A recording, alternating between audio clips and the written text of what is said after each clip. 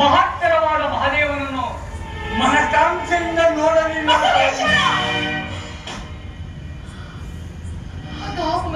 ನನ್ನ ಕತೆಗೆ ಬೇಸರ ಉಂಟು ಮಾಡಿದವರು ಭವಾನಿ, ಹಸಿವು ಬಾಯಾರಿಕೆಯನ್ನು ನಿವಾರಿಸಿಕೊಳ್ಳಲು ಯೋಗ್ಯವಾದ ಜನರಲ್ಲಿ ಮೊಸಳೆಗಳು ವಾಸ ಮಾಡುವಂತೆ ಆ ಪುಣ್ಯ ಸತ್ರಯಾಗವು ಮದಮುಖರಿಗೆ ಮನೆಯಾಯಿತು. ನಂದೀಶ್ವರ, ಪ್ರಮಾದವಾಗುತ್ತದೆ ಸತಿಯೇ, ಅದು ನಿನಗೆ ಮುಂದೆ ತಿಳಿಯುತ್ತದೆ ಬಿಡು. ಮೃಗವಲ್ಲದೆ ಮತ್ತಾರು ಅವನನ್ನು ಮಾತನಾಡಿಸಲಿಲ್ಲ.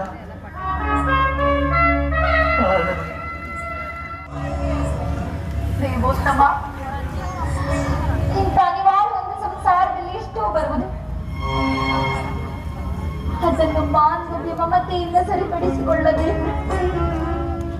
ಜಗತ್ತಿನ ಸಂಸಾರ ಚಕ್ರದೊಡೆಯನಾದ ನೀನೇ ಹೀಗೊಂದಿಗೆ ವಿವೇಕವನ್ನು ಹೇಳಲಾದರೂ ನಾವು ದಕ್ಷಲೋಕಕ್ಕೆ ಹೋಗಬಾರದೇನು? ನಿನ್ನ ತಂದೆಗೆ ನಿನ್ನ ಮಾತುಗಳು ಹಿತವಾಗಿ ತೋರುವುದಿಲ್ಲ. ಅಲ್ಲದೆ ನನ್ನ ಮಾತನ್ನು ಮೀರಿ ನೀನಲ್ಲಿಗೆ ಹೋದಂತೆ ಆದರೆ ನಿನಗಾನಿ ತಪ್ಪದು, ನಿನಗಾನಿ ತಪ್ಪದು, ನಿನಗಾನಿ ತಪ್ಪದು.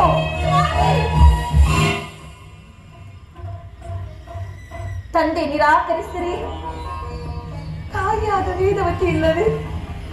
ಅಲ್ಲದೆ ನನ್ನ ಹಿರಿಯ ಸಹೋದರಿಯರಾದ ರೇವತಿ ಪುಷ್ಪವತಿಯರು ನನ್ನನ್ನು ಆಶ್ರಯಿಸುವುದಿಲ್ಲವೇ? ಏಳು ನಟರಾಜ, ಪ್ರಯಾಣಕ್ಕೆ ಸಿದ್ಧನಾಗು.